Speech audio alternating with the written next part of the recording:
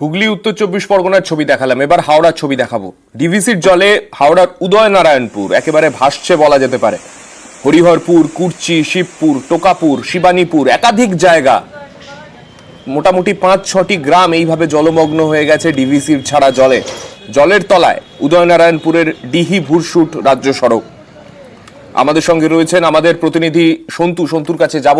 সন্তু, এখনো পর্যন্ত সকাল থেকে উদয়নারায়ণপুরের ছবিটা ঠিক কিরকম দেখছো? কেননা অন্যান্য জায়গা যে সমস্ত জায়গায় ডিভিসির এই জল ছাড়ার প্রভাব পড়েছে, প্রত্যেকেই বলছেন এখনো পর্যন্ত যা জল রয়েছে জল আরো বাড়বে। উদয়নারায়ণপুরের ছবিটা ঠিক কি?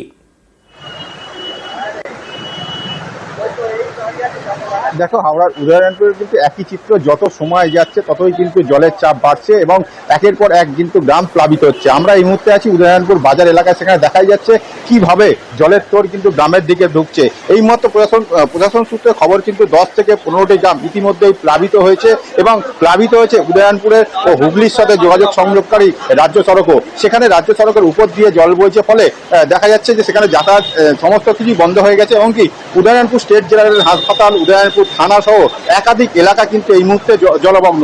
প্রশাসনের তরফ থেকে যেটা জানানো হচ্ছে যে 10 থেকে 15টি গ্রামে জলমগ্ন হয়েছে। তার যে দামোদর তীরবর্তী এলাকা, সেই এলাকার মানুষজনকে প্রায় 1 থেকে 1200 মানুষজনকে কিন্তু এই মুহূর্তে স্থানীয় যে ফ্লাড সেন্টার ও উঁচু জায়গা সেখানে কিন্তু স্থানান্তরিত করা হয়েছে। এছাড়াও প্রশাসনের তরফ থেকে মাইকিং করা হচ্ছে এবং এনডিআরএফও কিন্তু এলাকায় কাজ করছে। প্রশাসন যেটা জানানো হচ্ছে যে এইটি যে পরিমাণে জল বাড়ছে তাতে কিন্তু আরও বেশ কিছু গ্রাম কিন্তু প্লাবিত হওয়ার আশঙ্কা করা হচ্ছে এবং সেই আশঙ্কার কথা মাথায় রেখেই কিন্তু উদয়নারায়ণপুর প্রশাসনের তরফ থেকে বিভিন্ন রকম ব্যবস্থা নেওয়া হয়েছে এবং উদয়নারায়ণপুরের বিধায়ক সমীর পূর্ণিমা পাজার নেতৃত্বে কিন্তু এই মুহূর্তে একটি টিম কিন্তু এলাকায় ঘুরছে। তারা নিরাপত্তা যারা সমস্যায় পড়েছে তাদের কিন্তু এই মুহূর্তে উদ্ধার কাজের কাজ চলছে।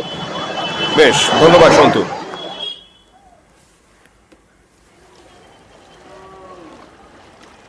এখন অবস্থা তো খুব ভয়াবহ অবস্থা। কিছুক্ষণ আগে এক দেখছি, তারই কিছুক্ষণ পরে অন্যরকম হয়ে যাচ্ছে। মানে আমরা ভাবতে পারিনি যে এত তাড়াতাড়ি জল ওপর দিকে উঠে যাবে। সমস্যা প্রচুর। কোনো রকম বিশ্বকর্মা পুজোটা কাটিয়েছি, হ্যাঁ, প্রচুর অর্ডারপত্র আছে আমাদের মিষ্টির দোকান, কিন্তু সমস্ত অর্ডার ক্যান্সেল। হ্যাঁ, সমস্ত অর্ডার মাল, আমাদের কাঁচা মাল সব তোলা আছে, সে মাল সব জল পেয়ে যাবে। সব তো ঘর দর এখনই ডুবে গেছে, এরপরে যে জল আসবে আরো ডুবে যাবে। এখন তো রাস্তাঘাট পুরো বন্ধ। হ্যাঁ হ্যাঁ, সমস্যা প্রচুর সমস্যা।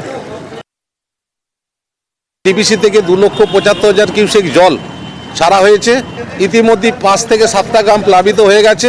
ইতিমধ্যে 12 থেকে 1300 মানুষকে আমরা রেস্কিউ সেন্টারে পাঠিয়েছি।